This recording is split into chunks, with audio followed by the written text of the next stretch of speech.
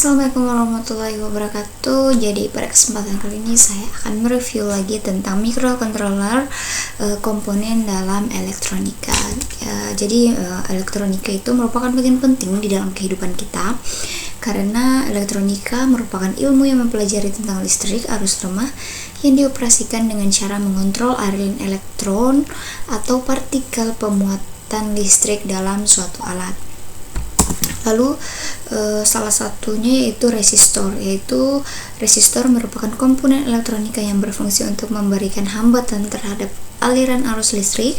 Dalam rangkaian listrik dibutuhkan resistor dengan spesifik tertentu seperti besar hambatan arus maksimum yang boleh dilewati, dan karakteristik hambatan terhadap suhu dan panas. Lalu resistor memberikan hambatan agar komponen yang diberikan tegangan tidak dialiri dengan arus yang terlalu besar, karena kalau dialiri dengan arus yang terlalu besar maka alat kita itu akan terbakar atau korslet. Ini merupakan contoh-contoh resistor beserta spesifikasinya. Lalu di sini ada kapasitor, di mana kapasitor itu komponen elektrik yang berfungsi untuk menyimpan muatan listrik. Salah satu jenis kapasitor yaitu keping sejajar. Keping sejajar ini ya. Lalu ada kapasitor ini terdiri dari dua buah keping metal sejajar yang dipisahkan oleh isolator. Jadi isolator itu merupakan suatu benda yang terbuat dari plastik, di mana dia tidak dapat menghantarkan arus listrik. Ini merupakan contohnya. Jadi untuk kapasitor juga ini memiliki bagian positif dan negatif seperti gambar yang ada di sini ya. Lalu ada dioda. Dimana dioda ini adalah device semikonduktor yang mengalirkan arus satu arah saja. Dioda tersebut dari germanium atau silikon yang lebih dikenal dengan dioda Johnstein. Dioda juga digunakan pada adaptor yang berfungsi sebagai penyerah dari sinyal AC ke DC.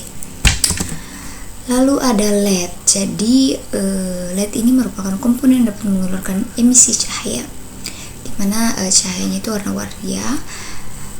LED merupakan produk temuan lain setelah dioda. Strukturnya juga sama dengan dioda, tetapi belakangan ditemukan bahwa elektron yang mendenjang sambungan PN juga melepas energi berupa energi panas dan energi cahaya. Pada saat ini warna-warna LED yang banyak ada warna merah, kuning, hijau, biru, dan di sini untuk warna biru sangat langka. Pada dasarnya semua warna bisa dihasilkan, namun akan menjadi sangat mahal dan tidak efisien. Dan ini untuk LED-nya juga ada yang positif dan negatif, di mana untuk kaki pendek itu negatif dan panjang itu positif, mengalirkan arus positif. Lalu ada LED matrix. Jadi ini merupakan LED matrix. Dot matrix atau matrix LED merupakan kumpulan titik cahaya yang tersusun menjadi sejumlah kolom dan baris. Pada komponen ini LED tersusun pada kolom dan baris yang sudah ditentukan, dan setiap pin di kolom dan baris tersebut harus tersambung ke data digital di microcontroller untuk dikontrol. Contohnya seperti pada gambar ini ya. Oke, lanjut. Relay. Jadi transistor tidak dapat berfungsi sebagai switch atau saklar tegangan tinggi. Selain itu, umumnya tidak digunakan sebagai switching untuk arus besar lebih dari 5 ampere. Dalam hal ini penggunaan relay sangatlah tepat. Relay berfungsi sebagai saklar yang bekerja berdasarkan input yang dimilikinya. Relay dalam switch AC dan DC, transistor hanya switch DC. Jadi ini merupakan contoh gambar relay ya. Ini gambar bentuk relay, ini simbolnya. Lalu lanjut, di sini ada transistor. Transistor dipolar biasanya digunakan sebagai saklar elektronik dan penguat pada rangkaian elektronika digital. Transistor memiliki 3 terminalnya, ada CBE, di mana biasanya dibuat dalam bahan silikon dan germanium. 3 kaki yang membentuk transistor bipolar adalah emitor.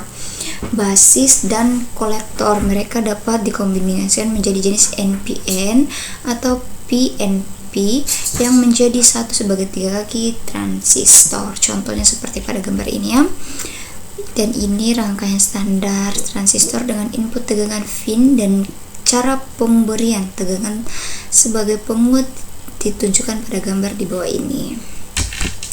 Ada LDR. Jadi LDR itu merupakan salah satu contoh sensor yang digunakan di mana LDR merupakan sensor cahaya. Jadi seperti gambar ini. Jadi ketika sensor tersebut ditutup, maka cahayanya akan menyala, dan ketika sensor tersebut tidak terhalangi, maka lampunya akan mati. Oke, seperti simulasi gambar ini ya. Seperti ini contohnya. Nah, oke. Selanjutnya ada fototransistor. Jadi fototransistor itu digunakan untuk sensor garis pada robot pengikut garis atau line follower. Perhatikan karakteristik spektrum cahaya sebagai berikut. Jadi infrared memiliki sifat yang sama dengan transistor, yaitu menghasilkan kondisi cut off dan saturasi.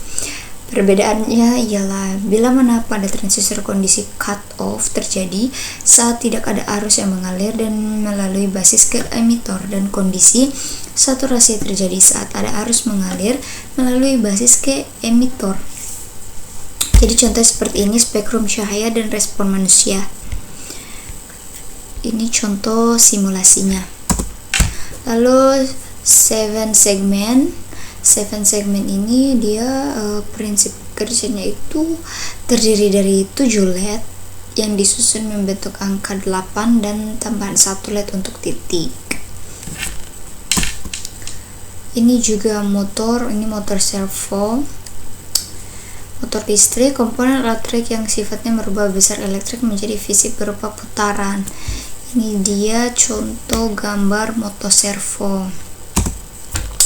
Buzzer ini sebuah komponen yang berfungsi untuk mengubah getaran listrik menjadi getaran suara. Ya, jadi ini kalau dalam pembuatan project, jika kita mau mendeteksi suara, kita bisa menggunakan sensor atau komponen buzzer. Ini contohnya ya, buzzer.